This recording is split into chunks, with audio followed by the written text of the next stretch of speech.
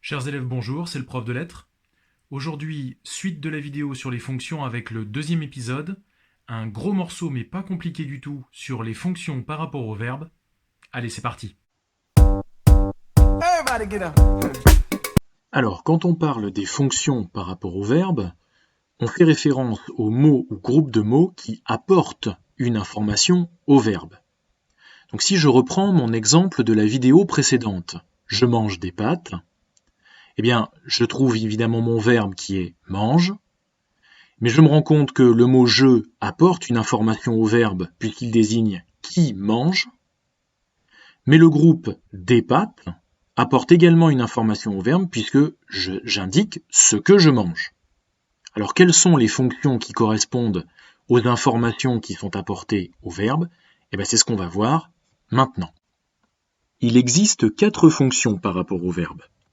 La fonction sujet, la fonction attribut du sujet, la fonction complément d'objet direct, qu'on appelle aussi COD en abrégé, et la fonction complément d'objet indirect, qu'on appelle aussi COI. Donc comme je vous l'ai dit, c'est un gros morceau puisqu'on va voir chaque fonction une par une. Si la vidéo vous paraît trop longue, faites des pauses, ou bien regardez-la encore et encore à volonté, jusqu'à ce que la leçon soit comprise.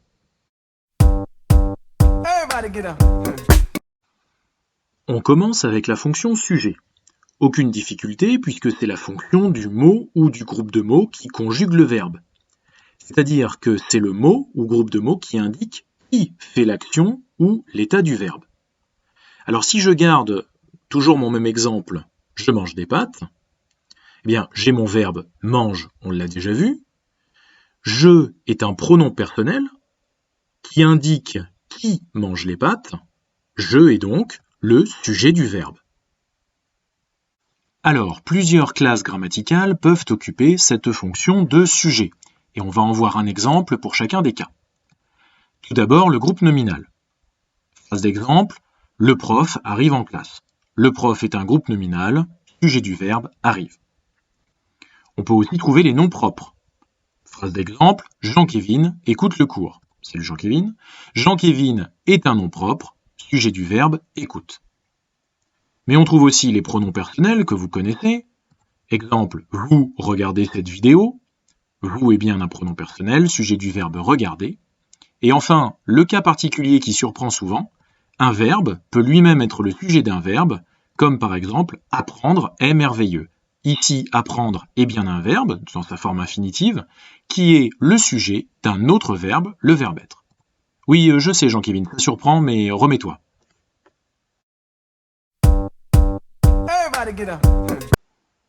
Passons maintenant à la fonction attribut du sujet. Alors d'abord, que veut dire le mot attribut?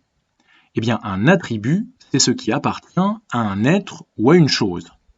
Donc, par extension, un attribut du sujet, c'est ce qui appartient au sujet.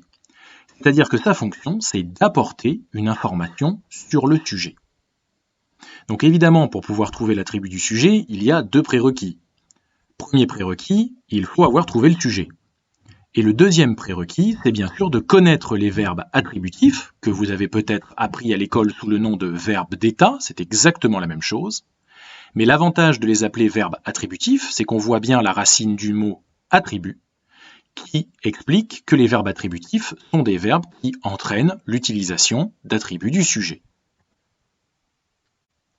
Pour rappel, les verbes attributifs ou verbes d'état, eh bien, c'est le contraire des verbes d'action.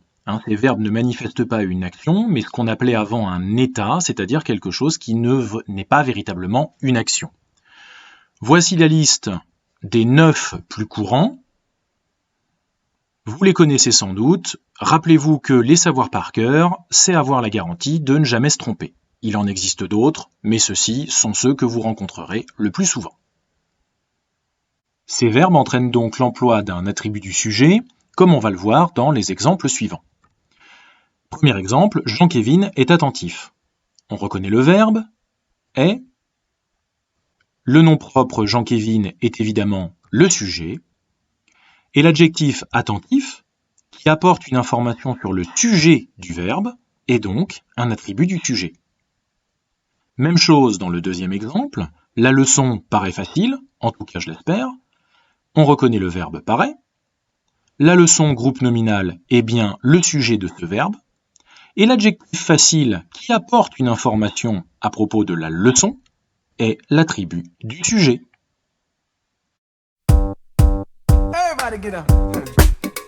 Voilà, c'est tout pour le moment. On arrête la vidéo ici pour qu'elle ne soit pas trop longue. Et puis vous retrouverez la suite de cet épisode dans la deuxième partie qui sera postée en même temps ou à peu près. En attendant, n'oubliez pas de mettre un pouce bleu pour la visibilité de la vidéo, de vous abonner et d'activer la petite cloche pour pouvoir recevoir toutes les notifications et les nouvelles vidéos le plus rapidement possible. Allez, à très vite!